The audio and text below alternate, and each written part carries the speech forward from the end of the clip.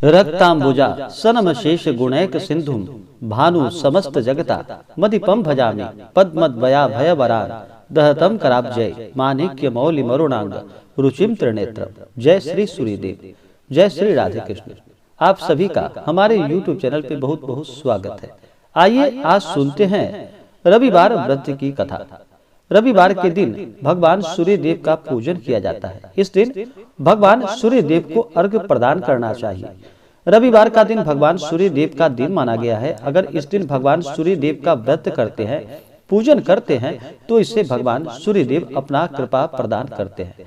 भगवान सूर्य देव पृथ्वी पे साक्षात देवता रूप में माने जाते हैं। इनसे सभी जीव जंतु वनस्पति आदि भगवान सूर्य देव से ऊर्जा प्राप्त करते हैं। भगवान सूर्य देव का जो भी रविवार का व्रत करते हैं, उन्हें इस दिन नमक ग्रहण नहीं करना चाहिए। इस दिन सूर्यास्त से पहले ही एक समय जो कि नमक युक्त भोजन ना हो, मीठा भोजन ग्रहण करना चाहिए। और भगवान सूर्य देव को इस दिन सुबह ब्रह्म मुहूर्त में उठ करके नित्य क्रियाओं से निवृत्त हो करके गंगा नदी में या घर के जल में ही थोड़ा सा गंगा जल मिला करके स्नान करके शुद्ध वस्त्र धारण करके भगवान सूर्य देव को अर्घ्य प्रदान करना चाहिए। भगवान सूर्य देव को जो अर्घ्य प्रदान कर रहे हैं जिस जल का, उस जल में थोड़ा सा लाल चंदन और सफेद पुष्प डाल करके भगवान सूर्य देव को अर्घ्य प्रदान करे तो यह बड़ा ही लाभकारी होता है। तो आइए सुनते हैं रविवार व्रत की कथा। तो बोलिए प्रेम से भगवान सूर्य देव की जय। बहुत समय पहले की बात है कि एक बुढ़िया थी।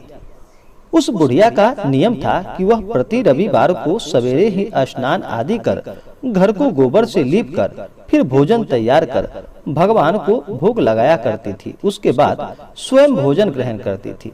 ऐसा करने से उसका घर अनेक प्रकार के धन धान्यों से पूर्ण था।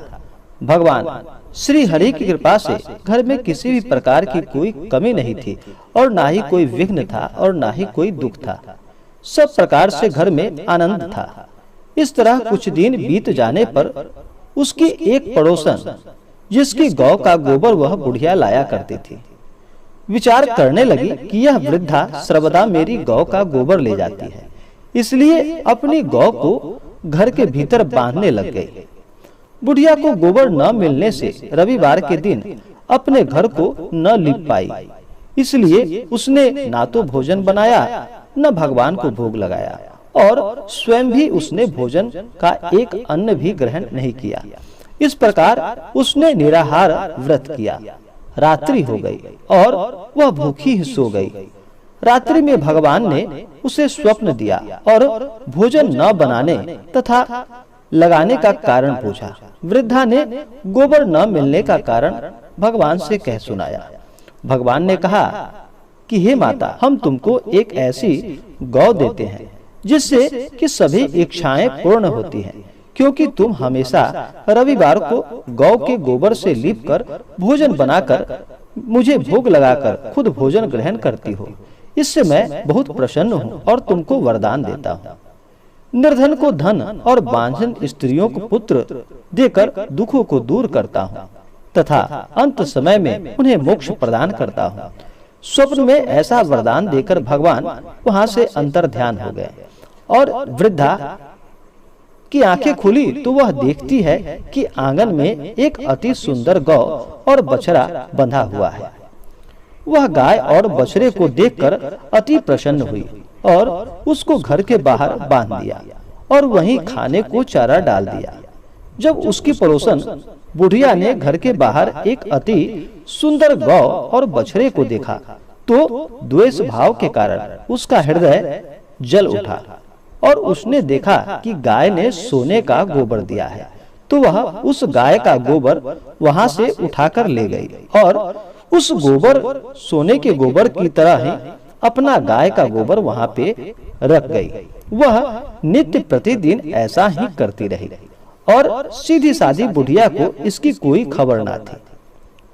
तब सर्वव्यापी ईश्वर ने सोचा कि चालाक पड़ोसन के कर्म से बुढ़िया ठगी जा रही है, तो ईश्वर ने संध्या के समय अपनी माया से बड़े जोर शोर से आंधी चला दी।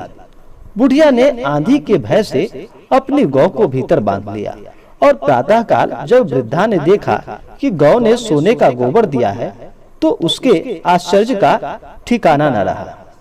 वह प्रतिदिन गौ को घर के भीतर ही बांधने लगी। उधर पड़ोसन ने देखा कि बुढ़िया गौ को घर के भीतर बांधने लगी है और उसका सोने का गोबर उठाने में नहीं बन पा रहा था, तो वह ईर्ष्या और डाह से जल उठी और कुछ उपाय न देखकर पड़ोसन ने उस देश के राजा की सभा में जाकर कहा कि हे महाराज, मेरे पड़ोसन में एक वृद्धा के पास एक ऐसा गौ है जो आप जैसा राजाओं के पास ही रहने योग्य है। वह नित्य सोने का गोबर देती है। आप उस सोने से प्रजा का पालन करिए। वह वृद्धा इतने सोने का क्या करेगी? राजा ने यह बात सुनकर अपने दूतों को वृद्धा के घर से गौ लाने की आज्ञा दे दी। वृद्धा प्रातःकाल ईश्वर को भोग लगाकर भोजन ग्रहण करने ही जा रही थी कि राजा के दूत वहां पर आए और गौ खोलकर वहां से ले गए। वृद्धा काफी रोई चिल्लाई, किंतु कर्मचारियों ने कुछ भी उसकी एक ना सुनी। उस दिन वृद्धा गौ के वियोग में भोजन न खा सकी और रात भर रो रो कर ईश्वर से गौ को पुनः पाने के लिए प्रार्थना करने लगी। उधर राजा गौ को देखकर बहुत प्रसन्न हुआ, लेकिन सुबह जैसे ही उठा तो सारा महल गोबर से भरा हुआ दिखाई देने लगा। राजा यह देखकर घबरा उठा। भगवान ने रात्रि में राजा को स्वप्न में कहा कि हे राजा, गाय वृद्धा को लौटाने में ही तेरी भली है। उसके रविवार के व्रत से प्रसन्न होकर मैंने उसे इस गौ को प्रदान किया है। प्रातः होते ही राजा ने वृद्धा को बुलाकर बहुत से धन के साथ और सम्मान सहित उसे गौ बछड़ा लौटा दिया। उसकी पड़ोसन को बुलाकर उचित दंड दिया। इतना करने के बाद राजा के महल से सभी गंदगी दूर हो गई। उस दिन से राजा ने नगरवासियों को और सभी को आदेश दिया कि सभी मनोकामनाओं को पूर्ण करने वाला रविवार को इस व्रत को करे। व्रत करने से नगर के सभी लोग सुखी जीवन व्यतीत करने लगे।